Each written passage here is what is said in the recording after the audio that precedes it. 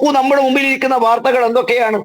താൻ പിത്രോടെ പറഞ്ഞിരിക്കുന്നു, മനുഷ്യന്റെ വംശീയമായ വർണ്ണവെറിയിലേക്ക് അവനെ തള്ളിയിടുന്ന തരത്തിലേക്ക് വളർന്നുകൊണ്ടിരിക്കുന്നു എന്ന് പറഞ്ഞാൽ തങ്ങൾക്ക് ജയിക്കാൻ തങ്ങൾ എന്തും ചെയ്യും. അത് ഞങ്ങൾക്ക് ഏതറ്റം വരെയും ഞങ്ങൾ പോകും.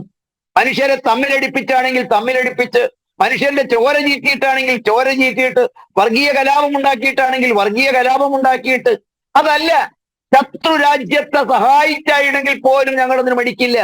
ഇതേ മണിശങ്കർ അയ്യരാണല്ലോ പറഞ്ഞത് നേരത്തെ, പാകിസ്ഥാൻ നരേന്ദ്രമോദിയെ താഴെ ഇറക്കാൻ ഞങ്ങളെ സഹായിക്കണം എന്ന് പറഞ്ഞാൽ ഈ അർത്ഥം എന്താണ്? രാജ്യത്തെ മുച്ചൂടും നശിപ്പിക്കാൻ ആഗ്രഹിച്ചിരിക്കുന്ന, അതിനുവേണ്ടി ഏതറ്റത്തേക്ക് പോകുന്ന, രാജ്യത്തെ ഭീകരവാദികളെ ആയുധമണിയിച്ച് അതിർത്തി കടത്തിവിട്ട് വീരമൃത്യു വരിച്ചാൽ സ്വർഗത്തിലെത്തുമെന്ന് പറഞ്ഞ പാവങ്ങളെ പറഞ്ഞ് വിശ്വസിപ്പിച്ച് അവരെ അക്രമോത്സുകരാക്കി ആയുധം പൊട്ടി സ്വയം പൊട്ടിത്തെറിക്കാൻ തയ്യാറാക്കി ഈ മണ്ണിലേക്ക് കടത്തിവിടുന്നവർ, അവർക്ക് വേണ്ടി അവരുടെ സഹായം തേടുന്ന ആളുകൾ, ഇവർ രാജ്യസ്നേഹികളാണോ രാജ്യദ്രോഹികളാണോ? ഇവർ ലക്ഷ്യമിടുന്നത് ഭാരതത്തെയാണോ, ഭാരതത്തിന്റെ പുരോഗതിയാണോ? അതല്ല, ആങ്ങളെ കത്താനും വേണ്ടിയില്ല നാത്തൂന്റെ കണ്ണീര് എന്ന് പറഞ്ഞ മാതിരിയിൽ ഓരോ ദിവസം കഴിയും തോറും നരേന്ദ്രമോദിയുടെ ജനപ്രീതി വളർന്നു വച്ചിരിക്കുകയാണ്. ഒരു എതിരാളി ഇല്ലാത്ത തരത്തിലേക്ക്, പ്രതിപക്ഷം അമ്പൊഴിഞ്ഞ ആവനാഴിയില്ലാത്ത ആ അവസ്ഥയിലേക്ക് എത്തുമ്പോൾ ഇതിനേക്കാൾ ഒരുപക്ഷെ ഇനിയും നമ്മൾ പേടിക്കണം. ഇനിയും എന്തൊക്കെ ആയിരിക്കും വരാൻ പോകുന്നത് എന്നുള്ളത് നമ്മൾ ഭയാനകമായിരിക്കുന്ന അവസ്ഥയെക്കുറിച്ച് നമ്മൾ ജാഗരൂകരായി മാറിയിരിക്കണം എന്നാണ് എനിക്ക് തോന്നുന്നത് നമ്പ്യാരെ.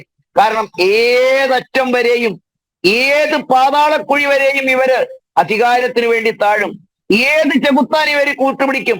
വർഗീയവാദിയാണെങ്കിൽ വർഗീയവാദികൾ, രാജ്യദ്രോഹികളാണെങ്കിൽ രാജ്യദ്രോഹികൾ, ശത്രുരാജ്യമാണെങ്കിൽ ശത്രുരാജ്യം, ഏതറ്റം വരെയും പോയി അധികാരമില്ലാതെ അധികകാലം ഇവർക്ക് നിൽക്കാൻ കഴിയില്ല എന്നുള്ളതാണ്.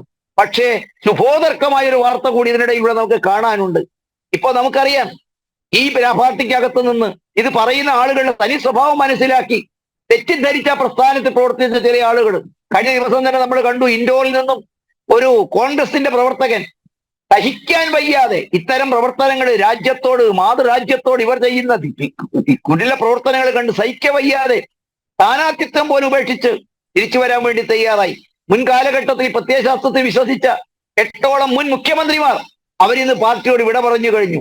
നിരവധി PCC പ്രസിഡന്റുമാർ, നിരവധി ദൈനംദിനമായിട്ട് ആ പ്രസ്ഥാനത്തിൽ പ്രവർത്തിച്ച MLA മാർ, MP മാർ, ഇവരൊക്കെ ഈ പാർട്ടിയുടെ തെറ്റിദ്ധരിപ്പിക്കപ്പെട്ട് അവരിലേക്ക് പോയവർ ഇന്ന് ഈ പാർട്ടി എന്താണെന്നും ആ പ്രസ്ഥാനം എന്താണെന്നും പ്രതിപക്ഷം ചെയ്തുകൊണ്ടിരിക്കുന്നത് എന്ത് അധമ പ്രവർത്തനമാണെന്നും തിരിച്ചറിയുമ്പോൾ അവരുടെയൊക്കെ മനസ്സിന്റെ അടിത്തട്ടില് അങ്ങ് എന്താ പറയുക, ചാരം മൂടിക്കിടക്കുന്ന കനല് പോലെ ഓരോ ഭാരതീയന്റെയും മനസ്സിലുള്ള ദേശീയതയും ദേശസ്നേഹവും അതുമെല്ലാം വളർന്നു വരികയും അവരിന്ന് ഇതൊക്കെ മറികടന്നുകൊണ്ട് അത്തരം അധമന്മാരെ തള്ളിപ്പറയാനും ദേശീയത വക്താക്കളായി വരാനും തയ്യാറാകുന്നു എന്നതിന്റെ സൂചനകളാണ് ഈ പൊതു തെരഞ്ഞെടുപ്പിന്റെ മുമ്പിൽ ഇന്ന് എത്തി നിൽക്കുന്നത്.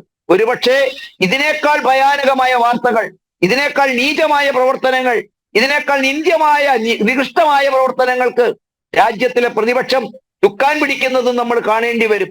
നോക്കൂ, അഴിമതിക്കാർക്ക് പോലും ഇന്ന് പുറന്തള്ളപ്പെടുകയാണ്.